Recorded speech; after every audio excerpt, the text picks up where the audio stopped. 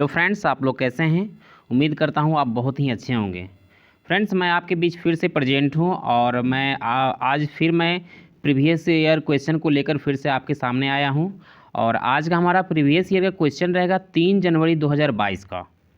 तो फ्रेंड्स, मैं आप लोगों को फिर से मैं बताना चाहूँगा कि सीटेट की परीक्षा में अगर आपका कॉन्सेप्ट प्रीवियस ईयर क्वेश्चन अगर अच्छे से अगर आपका कॉन्सेप्ट में बैठा हुआ है तो निश्चित तौर पर आपकी सफलता कोई नहीं रोक सकता है। मतलब आपका सफलता निश्चित है, आपकी सफलता निश्चित तौर पर आपका सफलता मिलेगी।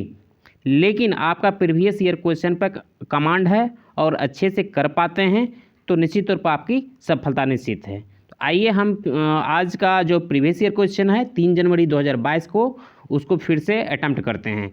हम इतना कहना चाहेंगे कि हम जो भी क्वेश्चन को अटैम्प्ट कर रहे हैं अभी, और साथ में आप लोग भी बनाते रहें और आपको ये भी देखना है कि आप कितना क्वेश्चन को अटैम्प्ट कर पाते हैं।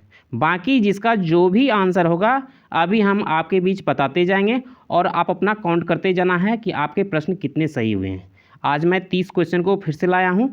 आइए हम स्टार्ट करते हैं। हमारा पहला प्रश्न है, कह रहा है कि समकालीन विचारधाराओं के अनुसार बाल विकास की प्रक्रिया।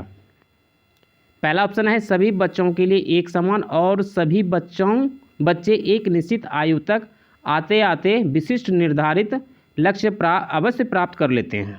अगला है बहुआयामी है क्योंकि बच्चे विभिन्न प्रकार के संदर्भों में पलते बढ़ते हैं। अगला है का पूर्वानुमान बिल्कुल नहीं लगाया जा सकता है यद्यपि विकास सभी के लिए एक दिशात्मक होता है। अगला है सिर्फ माता पिता के प्राप्त आनुवंशिक गुणों द्वारा ही निर्धारित होती है। तो आप इसमें आप बता सकते हैं इसमें कौन सा होगा। यहाँ पर भाई लगा हुआ एक निश्चित आयु। भाई निश्चित तो नेगेटिव की टैग का पहचान है। हमने पिछले वीडियो में एक पॉजिटिव टैग और नेगेटिव टैग हमने वीडियो एक बना दिया है। अगर आप चाहें तो अगर नेगेटिव टैग और पॉजिटिव टैग को अगर अच्छे से अगर आप देख लेते हैं, अगर उसको अच्छे से आपको माइंड में बैठ जाता है तो निश्चित तौर पर आपका सीडीपी का हो चाहे कोई भी पेडागोजी हो, आपको निश्चित तौर पर बनाने में कोई भी समस्या नहीं होगी। इतना आप तो जान लें। तो भैया आपको इतना बताना चाहेंगे जिसमें हमने एक निश्चित, ये तो कह रहा है भाई किसी को एक सीमित कर दिया है। यहाँ एक दिशा है और यहाँ बिल्कुल नहीं है, यहाँ सिर्फ माता पिता है। भाई सिर्फ माता पिता की, ये तो सारे नेगेटिव है। बाकी 2 नंबर क्वेश्चन आपके इसके सही होंगे। आइए हम अगले प्रश्न की ओर बढ़ते हैं। क्वेश्चन नंबर 2 को देखते हैं। हमारा दूसरा नंबर क्वेश्चन कहता है विकास का डैश सिद्धांत बताता है कि गामा कौशलों का विकास शरीर के मध्य से आरंभ होकर शरीर के सिरों की ओर बढ़ता है। पहला है घुमावदार, दूसरा है विशिष्टता, तीसरा है अधोगामी, चौथा है शीर्षगामी। तो इसमें आप बता सकते हैं इसमें क्या होगा कि विकास का सिद्धांत बताता है गामक कौशलों का विकास शरीर के मध्य भाग से आरंभ होकर शरीर के सिरों की ओर बढ़ता है। यानी मध्य भाग से, भाई मध्य भाग से आपका क्या होगा, अधोगामी होगा। अधोगामी ही तो है, शीर्षगामी तो सिर से पैर की ओर होता है, अधोगामी होगा इसमें। इसका 3 नंबर आपका इसका आंसर सही होगा। आइए हम 3 नंबर प्रश्न की ओर बढ़ते हैं। हमारा अगला प्रश्न आ गया है 3 नंबर का क्वेश्चन। इसमें यह कह रहा है विकास किस अवस्था में बच्चे कल्पनाशीलता वाले खेल में सक्रिय रूप से भाग लेते हैं। ऑप्शन है शैशवावस्था, प्रारंभिक बाल्यावस्था, मध्य बाल्यावस्था, किशोरावस्था। तो इसमें जो है विकास किस अवस्था में बच्चे कल्पनाशीलता वाले खेल में, भाई कल्पनाशीलता वाले खेल किस अवस्था में होता है, भाई प्रारंभिक बाल्यावस्था में होता है। भाई प्रारंभिक बाल्यावस्था इसका ऑप्शन सही होगा। आइए हम 4 नंबर प्रश्न की ओर बढ़ते हैं। हमारा 4 नंबर प्रश्न कह रहा है कि निम्न में से कौन सी बच्चों के समाजीकरण की द्वितीयक संस्थाएं हैं। भाई द्वितीयक संस्थाएं कौन सी है, आपको तो पता होगा। परिवार तो आपका प्राथमिक है, मीडिया आपका हो जाएगा, धार्मिक संस्थाएं हो जाएगा और विद्यालय हो जाएगा। यानी 2, 3, 4 जिसमें होगा भैया वो आपका सही होगा। इसमें 2, 3, 4 तो दिया नहीं है, इसलिए सीटेट ने पता नहीं किस हिसाब से ये ऑप्शन को सेट किया है। बाकी आप जान लें कि 2, 3 और 4 ये आपका द्वितीयक संस्थाएं हैं। यानी परिवार एक प्राथमिक संस्थाएं हैं, उसके बाद जितने भी संस्थाएं हैं सारे आपके द्वितीयक में आ जाते हैं। तो इसमें ऑप्शन तो नहीं दे रखा है, सारे में एक रखा है, इसलिए पहला तो एक तो होगा नहीं। आप इतना जान लें क्योंकि परिवार एक प्राथमिक संस्थाएं, ये तो आप भली भांति जानते हैं। आइए हम अगले प्रश्न की ओर बढ़ते हैं। हमारा 5 नंबर प्रश्न कहता है, रुचि को 3 पेंसिलें दिखाई जाती है। वह देखती है कि पेंसिल ख से बड़ी है और पेंसिल ग से बड़ी है। जब रुचि यह निष्कर्ष निकालती है कि क और ग से बड़ी है, तो वह जिन पियाजे के संज्ञानात्मक विकास की विशेषता को दर्शाती है। क्या दर्शाती है?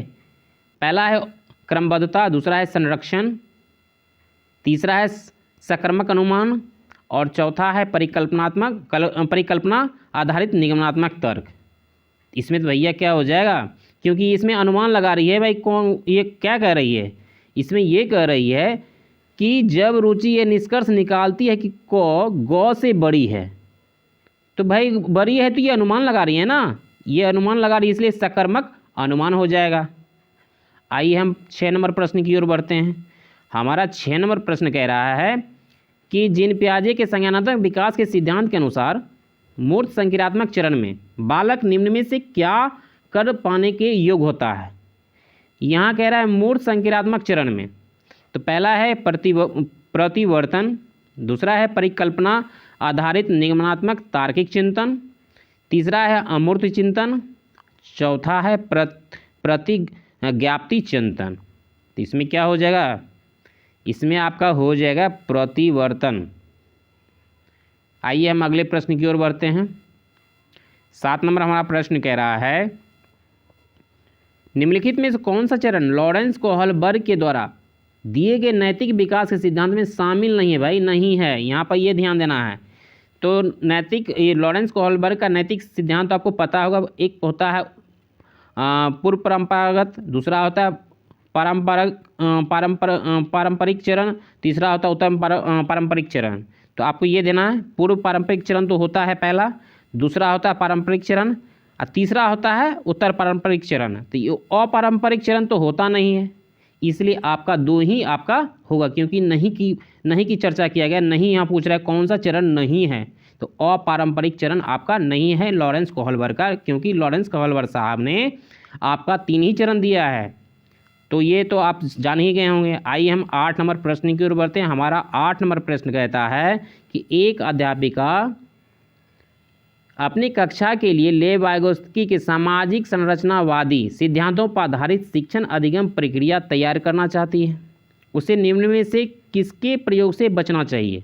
भाई बचना चाहिए की बात कह रहा है। पहला कह रहा है सामाजिक संदर्भों पर आधारित शिक्षण अधिगम की अभिकल्पना करना, ये तो सही है, लेकिन यहाँ कह रहा है बचने की बात कर रहा है, निगेटिव कह रहा है। आइए आगे देखते हैं। विद्यार्थियों के अधिगम प्रयासों का गहन अवलोकन करना के लिए कह रहा है। अधिगम के आकलन के लिए मानकीकृत परीक्षणों का इस्तेमाल। भाई मानकीकृत है, ये निगेटिव की पहचान है। मानकीकृत निगेटिव टैग में डाला हुआ है। आप लोग निश्चित तौर पर जो निगेटिव पॉजिटिव टैग डाला हुआ उसको आप लोग को अच्छे से देख लेना, क्योंकि आपको उससे ये मदद मिलेगा कि अगर आप क्वेश्चन को अच्छे से समझ नहीं पा रहे हैं, अगर क्वेश्चन देख रहे हैं कि नेगेटिव है कि पॉजिटिव है, अगर पॉजिटिव है तो पॉजिटिव वाला टैग का यूज करना है, अगर नेगेटिव है तो नेगेटिव टैग का यूज करना। निश्चित तौर पर उससे मैक्सिमम आपके उत्तर सही होंगे। ये तो आवश्यकता के अनुसार पार का प्रयोग, ये तो सही है, लेकिन यहाँ क्या कह रहा है? बचना चाहिए, प्रयोग से बचना चाहिए। भाई यहाँ नेगेटिव की चर्चा, इसलिए आपका ऑप्शन नंबर 3 सही होगा। आइए हम अगले प्रश्न की ओर बढ़ते हैं। हमारा अगला प्रश्न आ गया 9 प्रश्न कहता है कि लेव वाइगोत्स्की ने अपनी सामाजिक संरचनावाद सिद्धांत में निम्न में से किसे विद्यार्थियों में अधिगम को सुसाध करने हेतु उपयुक्त बताया है? सामाजिक संरचना सिद्धांत के बारे में कह रहा है।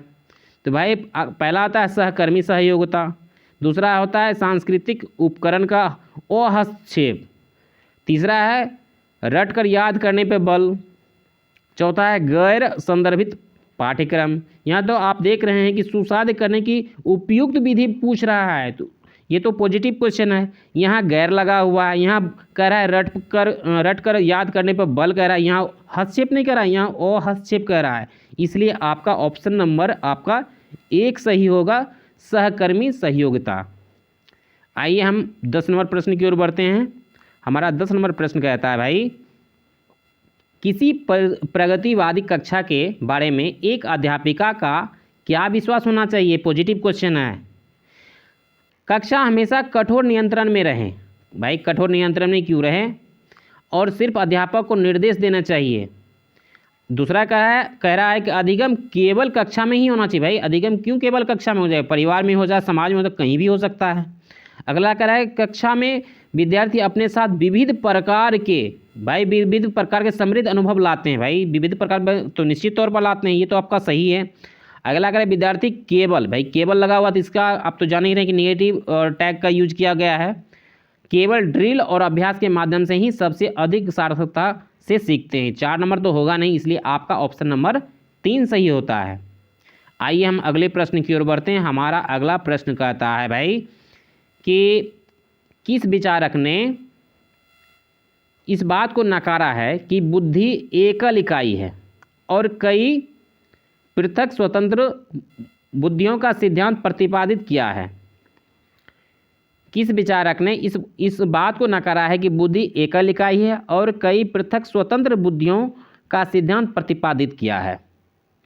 तो भाई जीन पियाजे है, हार्वर्ड गार्डनर। भाई यहाँ कह रहा है कि बुद्धि की चर्चा है ना, तो बुद्धि तो हार्वर्ड गार्डनर साहब ने दिया है, आपको तो पता होगा क्यों। जीन पियाजे ने संज्ञानात्मक पर बल दिया है। ले वाइगोस्की ने आपको भाषा और समाज संस्कृति पर दिया है, भाषा और समाज संस्कृति, ये तो आपको पता है। और लॉरेंस कोहलबर्ग ने नैतिक विकास पर दिया है, तो इसलिए हार्वर्ड गार्डनर साहब ही होगा। आपको 2 नंबर आपका आंसर सही होता है। आइए हम 12 नंबर प्रश्न की ओर बढ़ते हैं।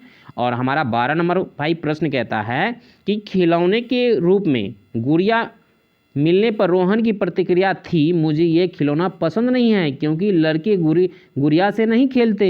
इसका क्या उदाहरण है? भाई इसमें तो आप समझ ही रहे हैं कि भाई जेंडर रूढ़िवादिता की चर्चा है।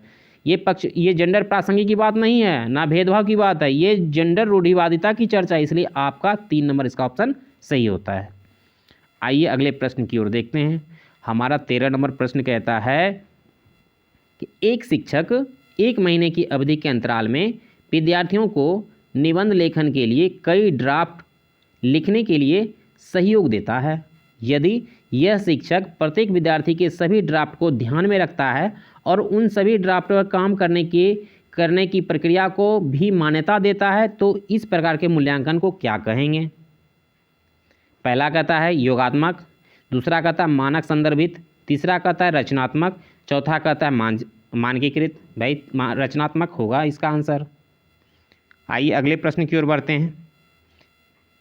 14 नंबर प्रश्न कहता है कि एक बहुभाषी कक्षा में शिक्षक को, भाई ये बहुभाषीय कक्षा की चर्चा है, वार्तालाप के लिए मातृभाषा के उपयोग को निरुत्साहित करना चाहिए। भाई निरुत्साहित क्यों कहेंगे? ज़्यादातर विद्यार्थियों द्वारा बोली जा रही प्रमुख भाषा को ही स्वीकार करना चाहिए। प्रमुख भाषा क्यों? अगला कह रहा है भाषाओं की विविधता के बारे में जागरूकता लानी चाहिए और विद्यार्थियों को पसंद अनुसार भाषा के इस्तेमाल की अनुमति देना चाहिए। ये तो बिल्कुल सही बात है। एक लक्ष्यांक भाषा जैसे कि अंग्रेजी को छोड़कर अन्य भाषाओं के उपयोग की उपेक्षा करनी चाहिए। ये सारे आपके जो घेरा जो लगाते हैं, इस बात को ध्यान में रखना है, जो भी हम घेरा लगाते हैं कि निश्चित तौर पर ये नेगेटिव वर्ड है। तो आपका ऑप्शन नंबर 3 सही होता है। आइए हम 15 नंबर प्रश्न की ओर बढ़ते हैं। हमारा 15 नंबर प्रश्न कहता है कि राष्ट्रीय शिक्षा नीति 2020 के अनुसार शिक्षा को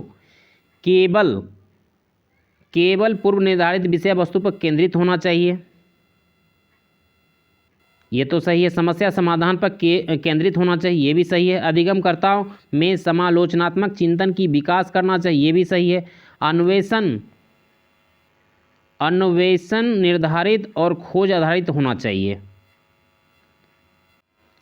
1 नंबर प्रश्न में कह रहा है कि केवल पूर्व निर्धारित विषय वस्तु पर केंद्रित होना चाहिए। इसका मतलब आपको ये नहीं समझना है यहाँ केवल लगा हुआ है। यहाँ कह रहा है निश्चित रूप से कोई भी अध्यापक अगर विषय वस्तु पर केंद्रित नहीं होता है तो कक्षा का निर्धारण नहीं कर पाता है, इसलिए आपका 1 नंबर तो बिल्कुल सही है। 2 नंबर कहता है कि समस्या समाधान पर केंद्रित होना चाहिए। भाई NCF ये NEP 2020 ये नहीं कहता है समस्या समाधान पर केंद्रित होना चाहिए, ये तो बिल्कुल गलत है, ये इसका विरोध करता है।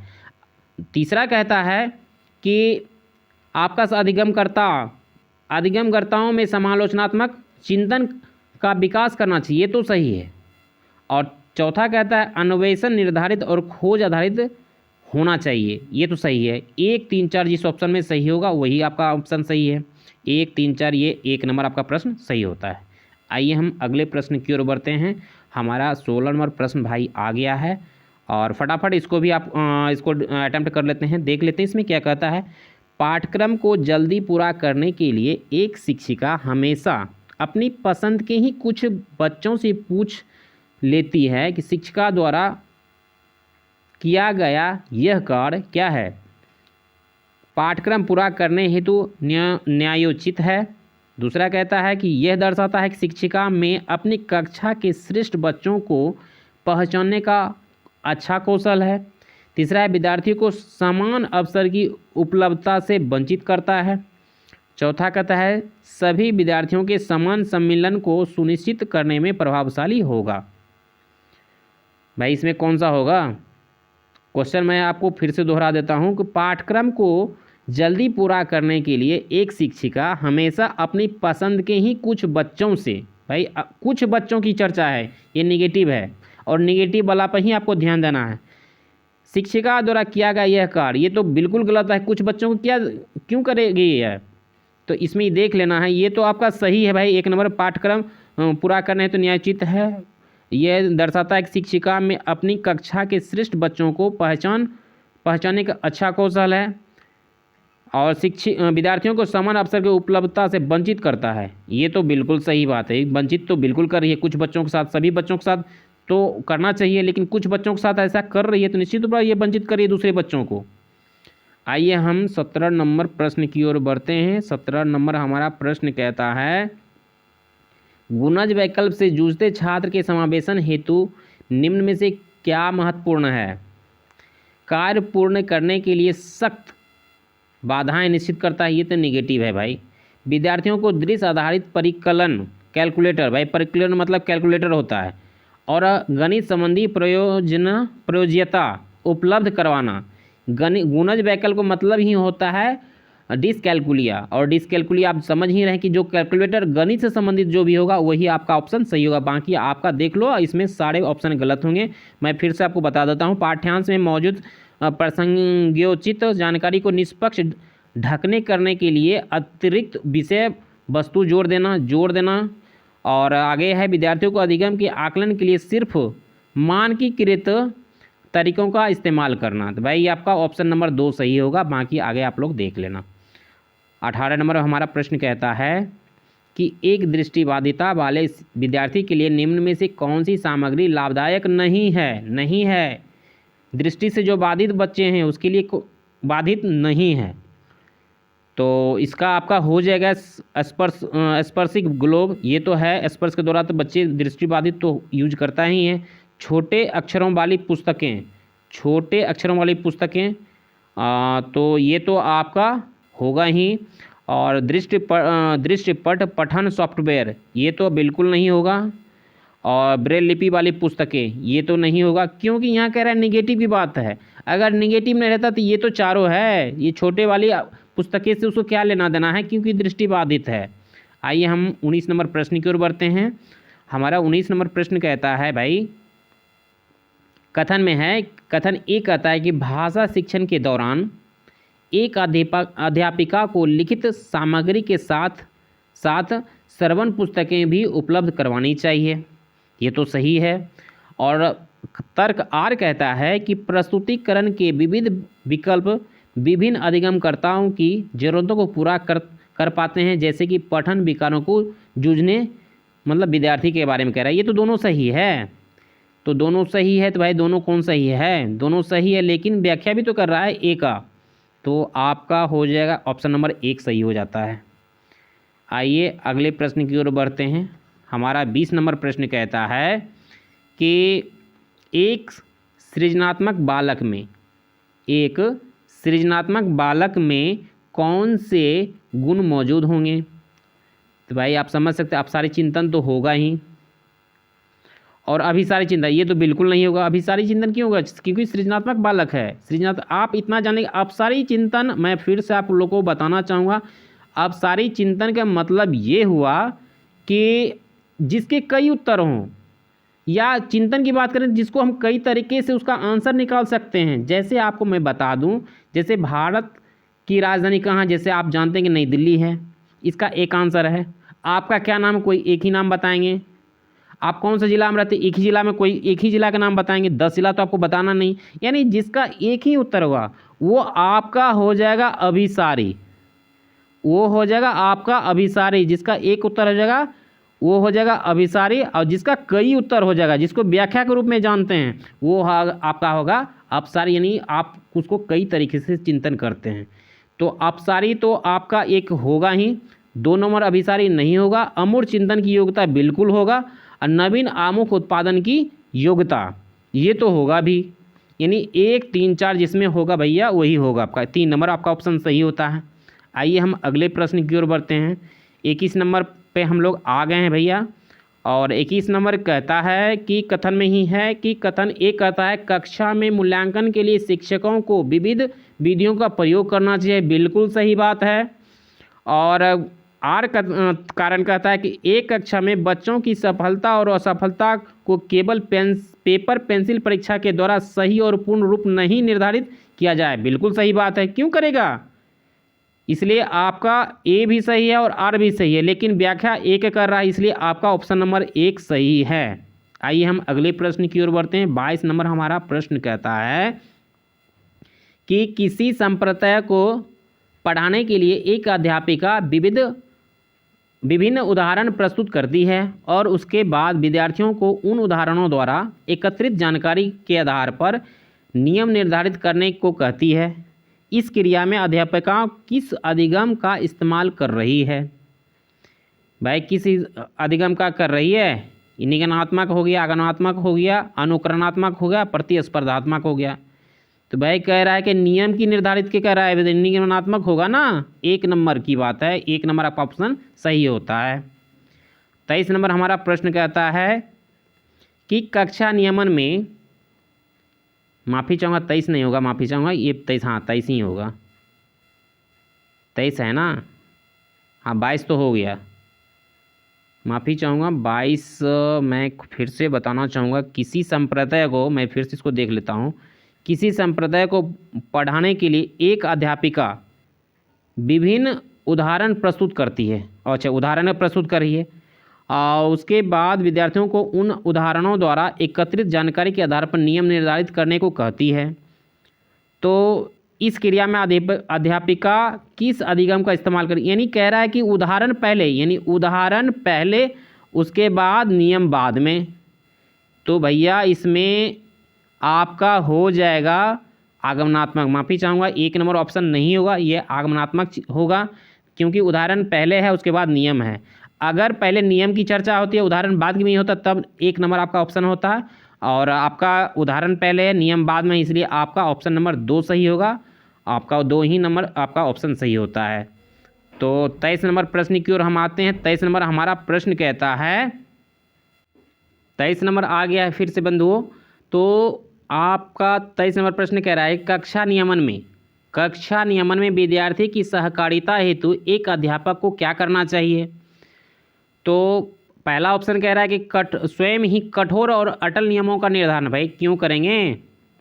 और दूसरा कह रहा है कि विद्यार्थियों के दुर्व्यवहार के बारे में अभिभावकों से बार बार शिकायत भी नहीं करना है।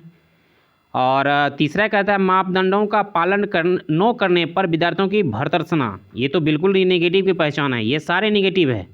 और चौथा कहता है कि मापदंडों और नियमों को स्थापित करते समय विद्यार्थियों को सहभागिता, ये बिल्कुल सही है, यानी आपका ऑप्शन नंबर 4 सही होता है।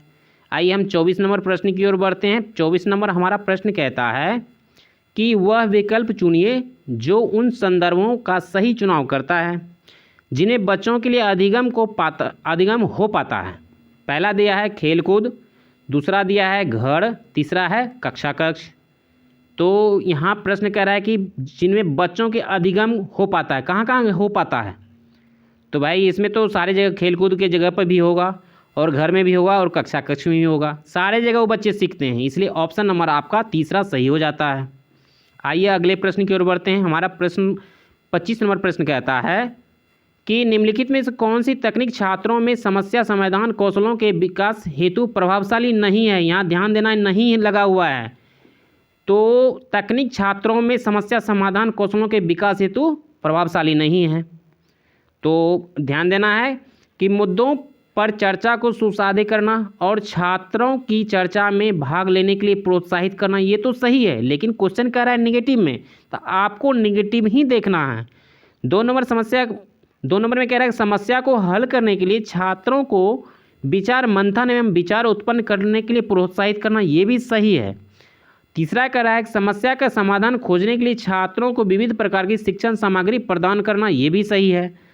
चौथा कहता है हर समस्या के लिए एक ही जैसी पूर्व निर्धारित चरण दर चरण प्रक्रिया के इस्तेमाल पर बल देना चाहिए। भाई आपका तो चौथा नंबर आपका नेगेटिव है, क्योंकि प्रश्न कह रहा है नेगेटिव में, इसलिए आपका चौथा नंबर सही होता है। आइए हम 26 नंबर प्रश्न की ओर बढ़ते हैं। और 26 नंबर प्रश्न हमारा कहता है कि निम्नलिखित में से कौन सा एक संरचनावादी कक्षा का अभिलक्षण है। पहला ऑप्शन कहता है कि अधिगम प्रक्रिया में अधिगमकर्ता निष्क्रिय होते हैं। भाई निष्क्रिय क्यों होंगे, ये तो नेगेटिव है।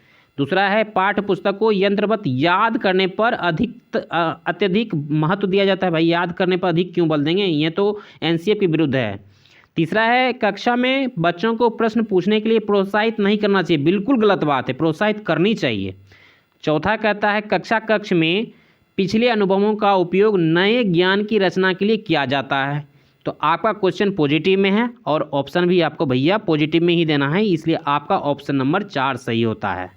आइए हम 27 नंबर प्रश्न की ओर आ गए हैं और हमारा 27 नंबर प्रश्न कहता है कि निम्नलिखित में से कौन सी विचारधारा बच्चों के अधिगम में अवरोधक है। भाई रोक लगा रहा है, रोधक नहीं है, ये अवरोधक है।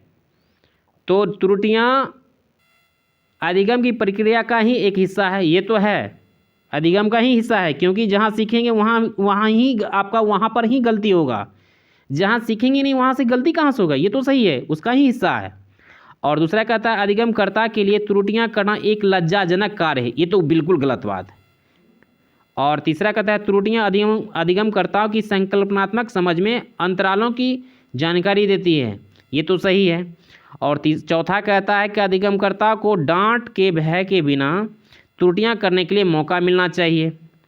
तो भैया आपका इसका ऑप्शन नंबर आपका 2 सही होता है, क्योंकि अवरोधक लगा हुआ है, नेगेटिव क्वेश्चन है और नेगेटिव का ही चर्चा किया गया है और नेगेटिव ही आपको ऑप्शन में टिक आउट करना है। आइए हम 28 नंबर प्रश्न की ओर आ गए हैं भैया। 28 नंबर हमारा प्रश्न कहता है कि निम्न में से कौन सा बाह्य अभिप्रेरणा का एक उदाहरण है बाहरी अभिप्रेरणा का। तो बाहरी अभिप्रेरणा कौन सा है, तो पहला ऑप्शन आता है अपने अधिगम को दृढ़ करने के लिए शोध करते समय अमन विभिन्न स्रोतों की सहायता लेता है, ये तो सही है। यहाँ क्या कह रहा है बाह्य प्रेरणा का उदाहरण, नगद इनाम पाने हेतु रेयान एक परियोजना के लिए विभिन्न स्रोतों से खोज करता है। भाई स्रोतों को खोज करता है, भाई तो निश्चित तौर पर खोज कर रहा है बाहरी रूप से, ये तो होगा ही। तीसरा कहता है सितारा अपने स्वयं संतोषण के लिए अपने से बड़ों से नियमित तौर पर प्रतिपुष्टि लेती है। और चौथा है कि अपनी व्यक्तिगत अभिरुचि एवं अपनी क्षमताओं को बढ़ाने के लिए कुलमित क्रियाकलाप का एक नियमित रूप से अभ्यास करती है। तो आपका भैया ऑप्शन सही होता है 2 नंबर। आइए अगले प्रश्न की ओर बढ़ते हैं। हमारा 29 नंबर प्रश्न आ गया है। हमारा 29 नंबर प्रश्न कह रहा है कि कोविड-19 महामारी के दौरान तनाव ने विद्यार्थियों के प्रदर्शन को नकारात्मक रूप से प्रभावित किया है। यह निम्नलिखित में से किस प्रकार के संबंध को स्पष्ट करता है। तो कोविड-19 में क्या हुआ था भैया कि इसमें कह रहा है कि पहला ऑप्शन कह रहा है प्रतियोगिता और संज्ञान, दूसरा कह रहा है संज्ञान और संवेग, तीसरा कह रहा है आनुवांशिकता और निष्पादन, चौथा कहता है आनुवांशिकता और वातावरण। इसका हो जाएगा आपका ऑप्शन, आप जल्दी से सोच लो और इसका ऑप्शन आपका हो जाएगा, जल्दी जल्दी बता दो आप। आपका ऑप्शन नंबर भैया 2 नंबर होता है कोविड-19 महामारी के दौरान तनाव से विद्यार्थियों के प्रदर्शन को नकारात्मक रूप से जो प्रभावित किया गया है उसमें संज्ञान और संवेग पर किया गया है। आइए हम 30 नंबर और आखिरी प्रश्न हमारा आ गया है 30 नंबर प्रश्न कह रहा है कि अधिगम अधिक सार्थक और प्रभावशाली होता है अगर वह मुख्यतः डैश हो। क्या होना चाहिए? शिक्षक निर्देशित बिल्कुल नहीं, सहपाठियों द्वारा निर्देशित बिल्कुल नहीं, पाठ्य पुस्तक केंद्रित बिल्कुल नहीं, स्वनिर्देशित बिल्कुल सही बात है। इसलिए आपका ऑप्शन नंबर 4 सही होता है। और अधिगम निश्चित तौर पर खुद से करने के बाद जितनी उसके स्मरण शक्ति में बैठेगा उतना ही आपके स्कीमा में बैठेगा और उतना ही आप अच्छे से कर पाएंगे और आपका कॉन्सेप्ट क्लियर होता है। इसलिए आपका ऑप्शन नंबर 4 सही होता है। तो साथियों, आज का जो 3 जनवरी 2022 का जो प्रश्न था, हमने 30 प्रश्न को लाया था और आपने कितना क्वेश्चन को अटेम्प्ट कर पाया और कितने आपके प्रश्न सही हुए हैं, निश्चित तौर पर आप हमारे कमेंट बॉक्स में निश्चित तौर पर शेयर कीजिएगा, ताकि हमें भी पता चलेगा कि हमारे समूह में जितने भी मित्र हैं उनके कितने प्रश्न सही हुए हैं। मित्रों, एक बात और कहना चाहूँगा कि अगर हमारे चैनल पर आप लोग नए हैं तो निश्चित तौर पर हमारे चैनल को सब्सक्राइब कीजिए, लाइक कीजिए, कमेंट कीजिए और अपने दोस्तों को साथ शेयर कीजिए। अगर आप अपने दोस्तों के साथ शेयर करते हैं तो उनको भी इस ग्रुप से जुड़ने का मौका मिलेगा और वो भी आपके साथ साथ सीखना पसंद करेंगे। तो साथियों, इस वीडियो को यहीं तक रखते हैं। धन्यवाद।